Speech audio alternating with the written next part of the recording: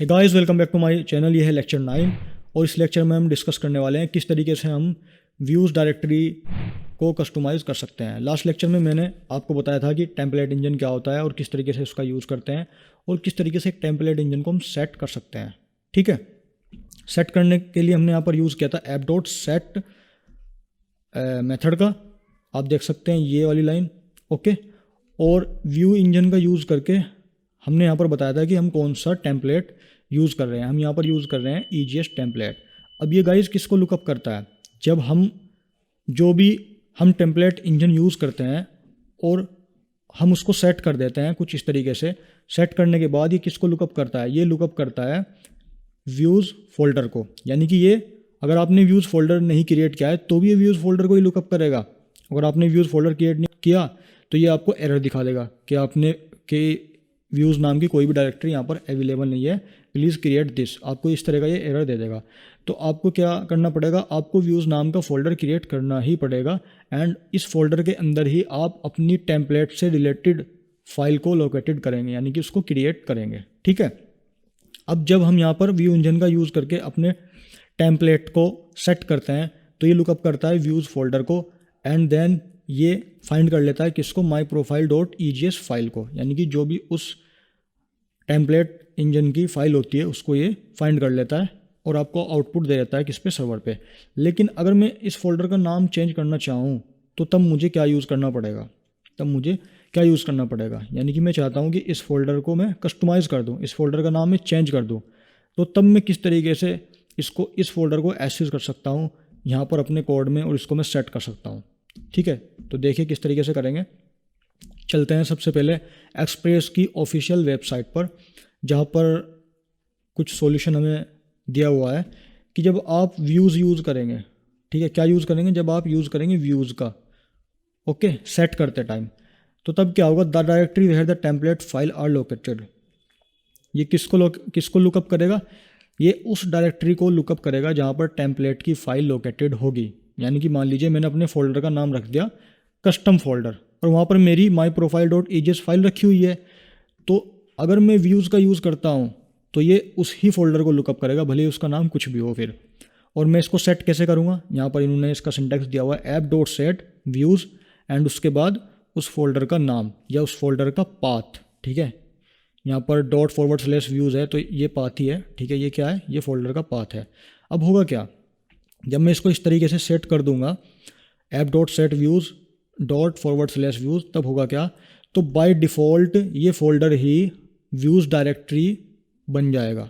ठीक है, this defaults to the views directory in the application root directory. Okay, वह folder ही क्या हो जाएगा? बाय डिफ़ॉल्ट व्यूज़ डायरेक्टरी बन जाएगा। ओके, लेकिन जब हम यूज़ कर रहे थे व्यू इंजन का तब क्या हो रहा था? The template engine to use, यानी कि ये हमें ये बता रहा था व्यू इंजन कि यहाँ पर हम कौन सा टेम्पलेट यूज़ कर रहे हैं। तो वहाँ पर हम कौन सा टेम्पलेट यूज़ कर रहे थे? यहाँ पर हम EGS टेम्पलेट यूज़ कर रहे थे। आप देख सकते हैं ये वाला। ठीक है, और इसको सेट हम किस तरीके से करते थे? For example to use the हम यूज़ कर रहे हैं PUG टेम्पलेट इंजन एंड इसको हम सेट करते थे app dot set view engine और उसके बाद हम यहाँ पर नाम देते थे जो भी टेम्पलेट हम यहाँ पर यूज़ कर रहे हैं। ओके, तो अब चलते हैं VS कोड पर और यहाँ पर हम कस्टमाइज़ करते हैं अपनी व्यूज़ डायरेक्टरी को। ओके, तो ये हमारा फोल्डर है, मैं इसका नाम चेंज कर देता हूँ, रीनेम करेंगे और इसका नाम मैं रख देता हूँ कस्टम, सिर्फ कस्टम अभी के लिए, या कस्टम व्यूज़ कर देते हैं। ठीक है, कस्टम व्यूज़। ओके, अब क्या होगा? अगर मैं अब कोड को रन करता हूँ, देखिए Ctrl+S करेंगे, Ctrl+S करने के बाद सर्वर पे जाएंगे और ये हमारा सर्वर है, आप देख सकते हैं।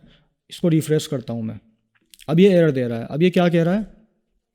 आप देख सकते हैं कि अब ये क्या कह रहा है? ये कह रहा है fail to lookup view my profile in views directory. ये कह रहा है कि यहाँ पर व्यूज़ डायरेक्टरी नाम की कोई डायरेक्टरी नहीं है, कोई फोल्डर ही नहीं है जिसमें मैं माई प्रोफाइल फाइल को ढूंढूँ। माई प्रोफाइल नाम की हमारी फाइल है ना, ये उसको लुकअप करना चाह रहा है, तो ये फेल है, सक्षम नहीं है उसको लुकअप करने में। क्योंकि व्यूज़ नाम की कोई डायरेक्टरी है नहीं, हमने फोल्डर का नाम क्या कर दिया? चेंज कर दिया। अब इस फोल्डर को, अब ये एरर कैसे रिमूव होगा? तो मुझे क्या करना पड़ेगा? इस फोल्डर को एक्सेस करना पड़ेगा। ठीक है, मुझे इस फोल्डर के पाथ को एक्सेस करना पड़ेगा। वो कैसे होगा? देखिए, सबसे पहले हम क्या करेंगे, यहाँ पर हम पाथ मॉड्यूल को एसेस करेंगे। ठीक है, EGS की जगह हम क्या लिख देंगे, पाथ वेरिएबल PATH, और यहाँ पर पाथ मॉड्यूल का नाम PATH रिक्वायर मेथड के अंदर कंट्रोल S करेंगे। ओके, एंड उसके बाद हम यहाँ पर क्या करेंगे, इसको कर लेते हैं। ठीक है, अब हम यहाँ पर इस फोल्डर को एसेस करेंगे, इस फोल्डर के पाथ को एसेस करेंगे। किस तरीके से, मुझे यहाँ पर यूज़ करना पड़ेगा पाथ मॉड्यूल का। कैसे, मैं कॉन्स्ट कीवर्ड का यूज़ करके एक वेरिएबल क्रिएट करूँगा कस्टम व्यूज़ नाम का। ओके, इस कस्टम व्यूज़ नाम के वेरिएबल में इस फोल्डर का पाथ आ जाएगा। किस तरीके से, मैं यहाँ पर यूज़ करूँगा पाथ वेरिएबल का, एंड फिर हम यहाँ पर यूज़ करेंगे जॉइन मेथड का, और इस जॉइन मेथड के अंदर हम इस कस्टम फोल्डर के पाथ को पास कर देंगे। देखिए, फिर यूज़ करेंगे डबल अंडरस्कोर डायरेक्टरी नेम को सिलेक्ट करेंगे, comma, and with in the double quotes या फिर सिंगल कोट्स हम पास कर देंगे इस फोल्डर का नाम। नाम क्या है, कस्टम व्यूज़।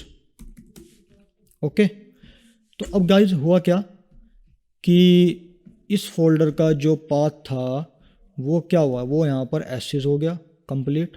ठीक है, और एसेस होने के बाद पाथ कहाँ पर चला गया, कहाँ पे स्टोर हो गया, इस कस्टम व्यूज़ नाम के वेरिएबल में। अब मैं क्या करूँगा, अब मुझे क्या करना पड़ेगा, इस कस्टम व्यूज़ नाम के वेरिएबल को पास करना पड़ेगा। कहाँ, app.set नाम के मेथड में। ठीक है, जैसे कि हमारी उस पर सिंटेक्स दिया हुआ था वैसे ही। और मुझे यूज़ क्या करना पड़ेगा, app.set मेथड का।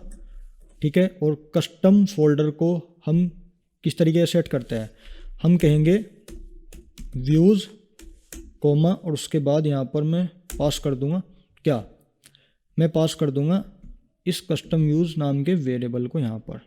ठीक है, क्योंकि इसी के अंदर तो पूरे फोल्डर का पाथ है, तो कस्टम व्यूज़। ओके, अब क्या हुआ, अब ये इसको यहाँ पर मैंने इसके पाथ को सेट कर दिया। अब ये लुकअप करेगा किसको, अब ये किसको लुकअप करेगा, इस फोल्डर को लुकअप करेगा। बाय डिफ़ॉल्ट ये कस्टम व्यूज़ नाम का फोल्डर ही इसके लिए व्यूज़ डायरेक्टरी होगा, और इसके अंदर जो हमारी माई प्रोफाइल .egs फाइल है ये उसको लुकअप करेगा। लुकअप करने के बाद ये सर्वर पर हमें आउटपुट सर्व कर देगा। ठीक है, आई थिंक आपको पूरा स्ट्रक्चर भी समझ में आ गया होगा किस तरीके से यहाँ पर कोड चल रहा है। ओके, इसको मैं रफ़ कर देता हूँ गाइज। रफ़ करने के बाद बस इतना सा ही काम था इसमें, कंट्रोल एस करेंगे। ओके, तो हमारा नोड 1 यहाँ पर चालू है, मैंने आपको बताया हुआ किस तरीके से नोड 1 चालू होता है। नो प्रॉब्लम, चलते हैं अपने सर्वर पर। सर्वर पर जाने के बाद मैं इसको रिफ़्रेश करता हूँ, और रिफ़्रेश करने के बाद आपको यहाँ पर हमारी फाइल में जो भी हमने डेटा लिखा हुआ है माई प्रोफाइल EGS फाइल में, वो यहाँ पर आपको देखने को मिल जाएगा। ठीक है, ये डेटा है welcome to my static template file, और उसके बाद हमने यहाँ पर अपने ऑब्जेक्ट की जो प्रॉपर्टी है उनको पास किया हुआ है। ठीक है, डायनेमिक ऑब्जेक्ट की प्रॉपर्टी जो है उसको हमने पास किया हुआ है, और उनकी वैल्यूज़ है now the file is dynamic and comrade coding school. तो वो सब कुछ हमें यहाँ पर सर्वर पर सर्व हो चुका है। तो गाइस, इस तरीके से आप व्यूज़ का यूज़ करके कस्टम फोल्डर के पाथ को सेट कर सकते हैं। ठीक है, एंड व्यू इंजन का यूज़ करके आप यहाँ पर जो भी आप टेम्पलेट यूज़ कर रहे हैं, जो भी आप टेम्पलेट इंजन यूज़ कर रहे हैं, उसको आप यहाँ पर बता सकते हैं कि हम कौन सा टेम्पलेट इंजन यूज़ कर रहे हैं। ठीक है, व्यू इंजन के जब आप व्यू इंजन यूज़ करेंगे तो वो लुकअप करेगा व्यूज़ फोल्डर को। ठीक है, और जब आप उस व्यूज़ फोल्डर को कस्टमाइज़ करना चाहते हैं, उसका कोई डिफरेंट नाम देना चाहते हैं, तो तब आपको कुछ इस तरीके से उसको सेट करना पड़ेगा। ओके, ठीक है, आई थिंक आपको समझ में आ गया होगा कि किस तरीके से सब कुछ मैंने किया। तो गाइज़, प्लीज़ वीडियो को लाइक कर दें, शेयर कर दें, एंड एक कमेंट ज़रूर करें। यदि आप चैनल पर नए हैं तो प्लीज़ चैनल को सब्सक्राइब कर दें। मिलते हैं नेक्स्ट वीडियो में। थैंक यू सो मच, धन्यवाद।